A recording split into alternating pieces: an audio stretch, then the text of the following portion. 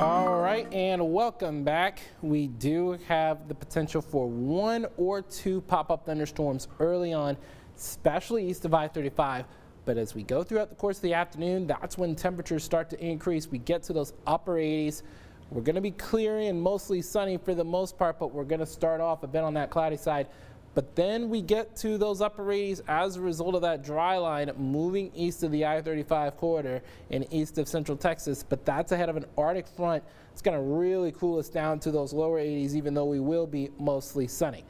We're going to be a bit on that muggy side for Good Friday and Saturday as well. Could see 1 or 2 isolated storms on both days, as a matter of fact, before we have another dry spell as we head into your Easter, looking at temperatures in those low to mid 80s for the holiday, and then whipping day. I know a lot of the Czech Americans here in central Texas probably know what I'm talking about for your Monday, looking at mid 80s, feeling really pleasant for that particular occasion. Now let's take a look at those storm reports, because not only have we had these 3 tornado reports, but we've had quite a few hail reports. In fact, some of the hail reports were up to around 5.5 inches in diameter. So that's bigger than a grapefruit. It's kind of like the size of maybe those toy mini beach balls or somewhere along that line, kind of almost like the size of a mini volleyball or a mini soccer ball. So that just shows you how big these hailstones were.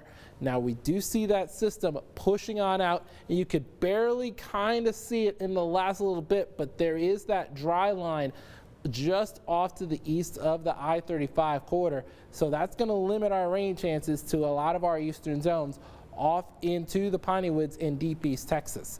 Lower 70s right now. We are looking at a cloudy start, but the winds have been a story early on as well. Look at those winds at around 25 miles an hour.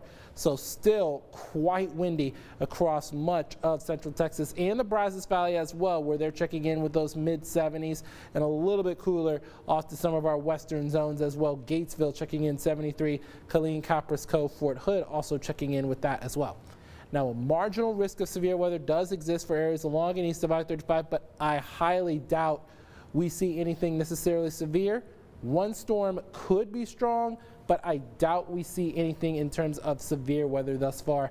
Upper 80s by the time we get to around 3 o'clock as that Arctic front starts to make its way in, and then things really take a tumble as we head through Thursday morning. I think we drop to maybe those upper 40s, kind of like what we're seeing in the Brazos Valley, but some areas might get to the mid 40s, especially in some of our northern zones, and possibly even the low 40s, depending on radiational cooling. And as a result of this, that's an 8 on the Jordan meter. Chris?